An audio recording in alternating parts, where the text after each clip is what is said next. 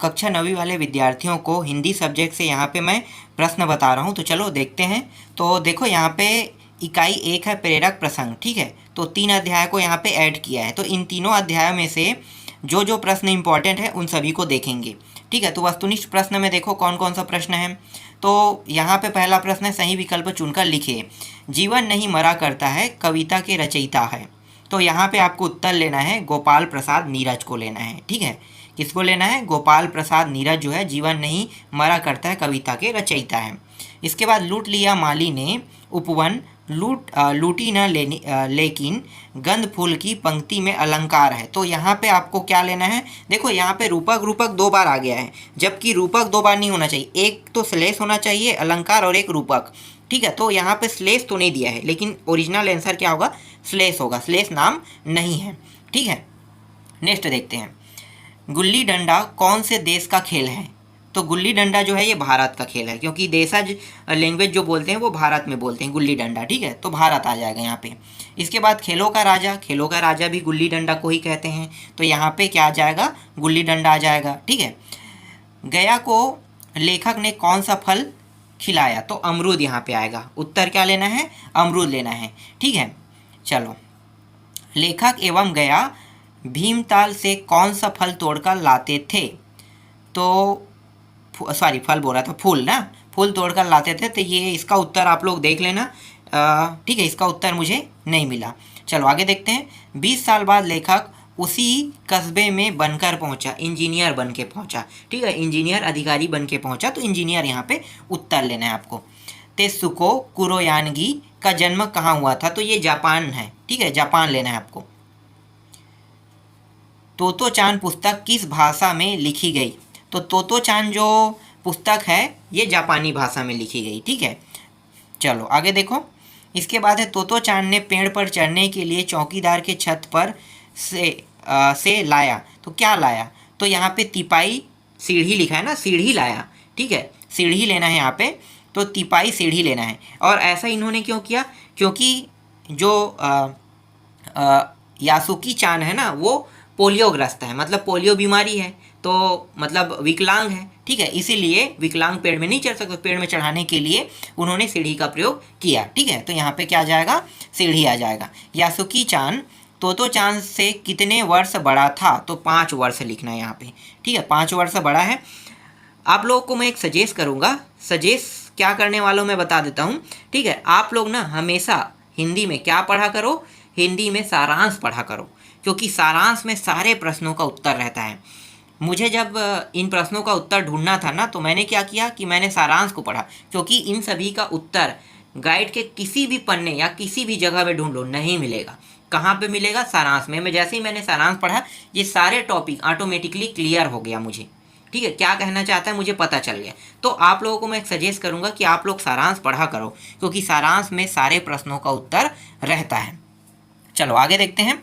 इसके बाद देखो, रिक्त स्थानों की पूर्ति कीजिए, ठीक है। रिक्त स्थानों की पूर्ति कीजिए। छिप छिप खाली स्थान बहाने वाला, मतलब आंसू। अगर तो आप छिप छिप बहा रहे हो तो क्या बहा सकते हो? आंसू तो बहा सकते हो ना, तो यहाँ पे अश्रु आ जाएगा, ठीक है। उपवन शब्द का पर्यायवाची शब्द है। उपवन मतलब वाटिका, वन की बात कर रहे हैं, वाटिका और उद्यान, ठीक है। तो यहाँ पे वाटिका और उद्यान लेना है। वह घाट जहाँ लोग पानी भरते हैं उसे हम क्या कहते हैं? पनघट कहते हैं। क्या कहते हैं? पनघट, ठीक है। चौथा देखो, गुल्ली से खालिस्तान फूट जाने का भय था। तो आँख फूट जाने का भय था, क्योंकि गुल्ली डंडा जो खेलते हैं ना, तो उसमें डर क्या होता है? आँख फूटने का डर होता है ना, क्योंकि वो बहुत नुकीला होता है। जो गुल्ली बोल रहा है इसका मतलब है कि ये गिल्ली है, जो हम अपनी छत्तीसगढ़ी भाषा में क्या बोलते हैं? गिल्ली बोलते हैं ना, तो वही है, गिल्ली डंडा है। तो बहुत ज़्यादा। चलो आगे देखते हैं। इसके बाद है, विलायती खेलों में सबसे बड़ा ऐब है कि उनमें उनके समान खालिस्तान होते हैं। तो हो सकता है यहाँ पे गुल्ली डंडा ही आएगा। इसका उत्तर मुझे पता तो नहीं है, इसको ढूंढने के बाद भी मुझे नहीं मिला, ठीक है। तो इसका उत्तर मैं नहीं बता सकता, लेकिन गुल्ली डंडा ही हो सकता है, क्योंकि विलायती खेलों के बराबर गुल्ली डंडा को माना गया, ऐसा कह सकते हो। तो गुल्ली डंडा हो सकता है उत्तर। नेक्स्ट देखते हैं, प्रेमचंद जी का वास्तविक नाम। तो प्रेमचंद जी का वास्तविक नाम क्या है? तो प्रेमचंद जी का वास्तविक नाम है धनपत राय है। क्या है? धनपत राय है। इसके बाद तोतो चान ने खालिस्तान को अपने पेड़ पर चढ़ने के लिए बुलाया। यासुकी चान, ठीक है। क्या लेना है? यासुकी चान लेना है। यासुकी चान को खालिस्तान बीमारी थी, मैंने क्या बताया था, पोलियो इसको बीमारी है, ठीक है, थी नहीं है भी, तो पोलियो बीमारी कह सकते हैं, क्योंकि पोलियो के कारण अपाहिज है, अपाहिज होने के कारण ये पेड़ पे नहीं चढ़ सकता। ठीक है, आगे देखते हैं। यासुकी चान की बहन के घर अमेरिका में खालिस्तान था, तो टेलीविज़न लेना है यहाँ पे, उत्तर क्या लेना है, टेलीविज़न था। ठीक है, आगे देखो, तोतो चान खालिस्तान और खालिस्तान लड़की थी, तो यहाँ पे मुझे आगे वाले खालिस्तान का मतलब तो पता नहीं चला, लेकिन पीछे वाला जापानी लड़की आएगा। ठीक है, पीछे में जापानी आएगा।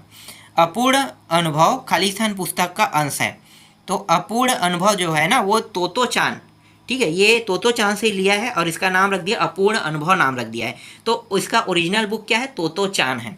ठीक है, तोतो चान की कहानी है, तो यहाँ पे क्या लेना है, तोतो चान लेना है, पुस्तक का अंश है। अपूर्ण अनुभव पाठ की लेखिका है, तो लेखिका का जो नाम है वो है तेत्सुको कुरियानागी। ठीक है, तेत्सुको कुरियानागी इसकी लेखिका का नाम है। चलो आगे देखते हैं। अब यहाँ पे सही जोड़ी मिलाओ आ गया ना, सही जोड़ी मिलाना है, तो सही जोड़ी मिलाना है, तो देखो पहला क्या है, अंबर। अंबर को हम क्या कहते हैं, आकाश कहते हैं, पर्यायवाची शब्द क्या है, अंबर का आकाश। तो ये आकाश कहाँ पे दिखाई दे रहा है, यहाँ पे। वह घाट जहाँ लोग पानी घटते हैं उसे क्या कहते हैं, पनघट, अभी मैंने बताया पनघट। ठीक है, दर्पण, दर्पण क्या होता है, दर्पण का मतलब होता है आईना। ठीक है, दर्पण क्या कहता है, आईना दिखाने का काम करता है, तो आईना लिख लो। गोदाम, ये जो गोदाम है, नहीं सॉरी गोदान, तो गोदान का अर्थ क्या होगा, एक सेकेंड, गोदान क्या है, एक कहानी है शायद। ठीक है, इसे बाद में देखेंगे, गोदान एक कहानी हो सकता है। ठीक है, गोइया, क्या लिखा है यहाँ पे, गोइया लिखा हुआ है। देखो इसका उत्तर मैं ऐसे ही बना रहा हूँ, क्योंकि कुछ चीज़ों को पता है मुझे, लेकिन कुछ का पता नहीं है, तो हम लोग थोड़ा सा तर्क लगा के ना इसे बना सकते हैं। अगर थोड़ा बहुत पता है कि इसका अर्थ क्या होता है तो हम बना सकते हैं। जैसे कि वश में करना वशीकरण कहलाता है, मुझे पता है ये, तो मैं ऐसे ही बता दिया कि वशीकरण। अपूर्ण अनुभव, अपूर्ण अनुभव की बात कर रहे हैं, तो अपूर्ण अनुभव क्या है भाई, जैसे कि गुल्ली डंडा मुंशी प्रेमचंद की कहानी है, ये मुझे पता है। देखो दो तीन पता नहीं है, लेकिन उसे भी देख लेंगे हम लोग। ठीक है, द्विशाखा, द्विशाखा द्विगु समास है। ठीक है, जिसमें संख्या शब्द होता है उसे हम द्विगु समास कहते हैं। यासुकी चान पोलियोग्रस्त है। ठीक है, ये मिल गया। अब यहाँ पे दो तीन बच गया ना, जैसे कि गोदान बच गया, गोइया बच गया और अपूर्ण अनुभव बच गया। ठीक है, तो एक क्या होगा, अपूर्ण अनुभव जो है साथी के बारे में बताया है। ठीक है, तो अपूर्ण अनुभव का देखो मिल गया, जितना बना उसको पहले मैंने बना लिया, जो नहीं बन रहा था उसको हमने ढूंढ लिया, तो जैसे अपूर्ण अनुभव का हो जाएगा साथी हो जाएगा। गोदान क्या है, गोदान है कहानी, देखो ये भी मिल गया। प्रसंग, गोइया क्या है, एक प्रसंग है। ठीक है, तो इस तरह से आप बता सकते हो। ठीक, सभी का सही जोड़ी मिल गया। चलो आगे देखते हैं। अब यहाँ पे लघुत्तरी प्रश्न है। लघुत्तरी प्रश्न में देखो, कवि ने अपने इच्छित फल को प्राप्त करने के लिए क्या क्या कार्य चाहिए कह रहा है। ठीक है, तो इसका उत्तर आपको संदर्भ बोल रहा हूँ, सारांश पढ़ने पर मिल जाएगा। ठीक है, तो सारांश पढ़ लेना, इसका उत्तर मिल जाएगा। ठीक है, तो ये खुद देखना आप लोग बना के, ठीक है, याद कर लेना। नन्हे मुन्ने बच्चे किसको खिलौना के रूप में प्राप्त करना चाहते हैं। ठीक है, किसे खिलौना के रूप में प्राप्त करना चाहते हैं, तो इसका उत्तर भी आपको मिल जाएगा ढूंढने पर। बगीचे में खिले हुए पुष्पों को कौन चुरा लेता है। ठीक है, इसका भी उत्तर मिल जाएगा, कौन चुरा लेता है। देखो मैंने एक प्रश्न जो था ना छोड़ दिया था, बगीचे में जो इंजीनियर है और जो उसके एक साथी ना, दोनों गुल्ली डंडा टॉपिक से, तो ये गुल्ली डंडा टॉपिक वाला है। ठीक है, वहीं से मिलेगा, प्रसंग पढ़ने पर पता चल जाएगा इसका उत्तर। लेखक के दो दोस्त दुर्गा और मोहन किस पद पर कार्यरत थे। ठीक है, इसके बारे में तो मैंने पढ़ा नहीं है, लेकिन आपको प्रसंग जो सारांश है उससे ही आपको मिल जाएगा इसका उत्तर। ठीक है, विलायती खेलों में कितने पैसे खर्च होते हैं तब आनंद की प्राप्ति होती है। ठीक है, विलायती खेलों में कितने पैसे के बारे में नहीं बताया, अब सारांश में बताया होगा तो अलग बात है, या बुक में बताया होगा तो अलग बात है। ठीक है, जो मैंने पढ़ा है उसमें तो नहीं बताया था। ठीक, आगे देखते हैं। इसके बाद है विलायती खेल क्यों महंगे होते हैं। हाँ, ये जरूर है कि विलायती खेल महंगे होते हैं, इसी कारण जो इंजीनियर है उसकी जो एक दोस्त है ना, तो वो गरीब होने के कारण नहीं खेल पाती थी, तो इसी कारण क्या है यहाँ पे बताया, गुल्ली डंडा से ये भी है।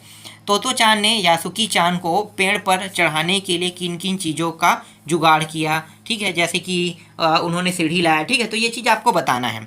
टेलीविज़न के बारे में यासुकी चान ने तोतो चान का कौन सी जानकारी दी। ठीक है, इसको भी आपको मिल जाएगा। छत्तीसगढ़ के ग्रामीण क्षेत्र में कौन कौन से खेल खेले जाते हैं। ठीक है, चलो आगे देखते हैं। इसके बाद देखो यहाँ पे कुछ पर्यायवाची शब्द है, जैसे कि अश्रु। अश्रु का पर्यायवाची शब्द क्या होता है भाई? तो मैं आपको बता देता हूँ कि अश्रु का पर्यायवाची शब्द होता है आंसू होता है और नेत्र जल होता है, जो आँख से। देखो पर्यायवाची का मतलब आप लोग क्या समझते हो? पर्यायवाची का मतलब होता है किसी चीज़ को कितने नामों से जाना जाता है। जैसे कि भगवान कृष्ण, उसका अगर पर्यायवाची कहोगे कृष्ण का तो श्याम होता है, ठीक है, क्योंकि वो काला भी रहता है, काला भी कहते हैं, ठीक है, काला बोल देते हैं तो काला क्या हो गया? श्याम हो गया, ठीक है। कृष्ण का नाम और क्या है? द्वारकाधीश है, तो ये क्या है? इसकी पर्यायवाची है। उसको कितने नामों से जाना जाता है उसे हम पर्यायवाची कहते हैं। इसी तरह से अश्रु को कितने नामों से जानते हैं? आंसू भी कहते हैं, नेत्र जल कहते हैं, इस तरह से, ठीक है। दो ही बता रहा हूँ मैं यहाँ पे। उपवन, उपवन के बारे में मैंने अभी बताया था, वाटिका और उद्यान। नयन का क्या होता है? तो नयन का होता है नेत्र होता है, और एक क्या हो सकता है? लोचन, आँख, ठीक है, लोचन, आँख, इस तरह से आप बता सकते हो, ठीक है। इसके बाद है तम है। तम का क्या हो सकता है? तम का हो सकता है यहाँ पे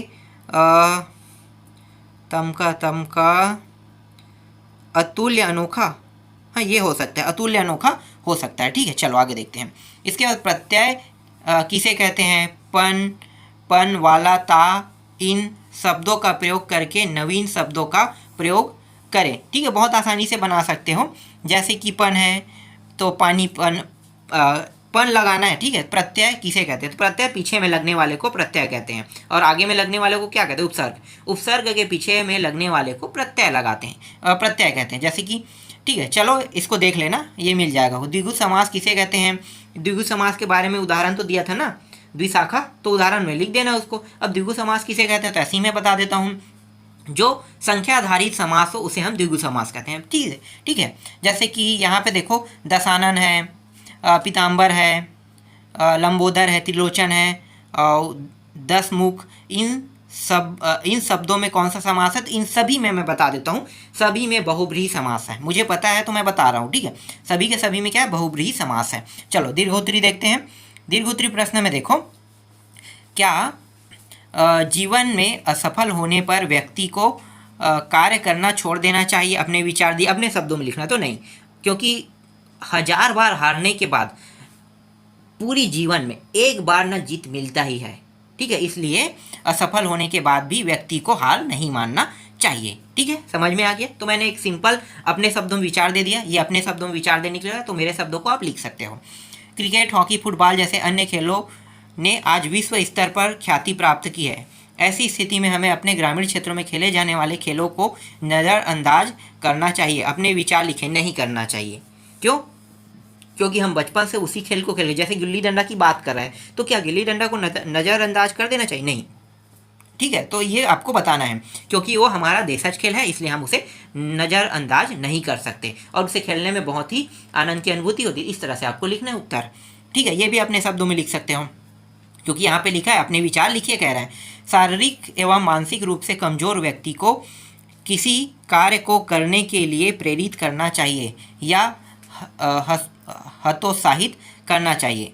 देखो, शारीरिक और मानसिक रूप से कमजोर व्यक्ति है ना, उसको किसी कार्य को करने के लिए ना प्रेरित नहीं करना चाहिए, क्योंकि कार्य को प्रेरित करने पर क्या होगा? उसका जो बल है, ठीक है, वो टूटने लगेगा। तो इसलिए उसे कार्य को करने के लिए प्रेरित नहीं कर। प्रेरित का मतलब फोर्स होता है ना, फोर्स नहीं करना चाहिए। तो क्या करना चाहिए? उसे हतोत्साहित करना चाहिए, ठीक है। अपूर्ण अभाव का ये टॉपिक है, हतोत्साहित करना चाहिए।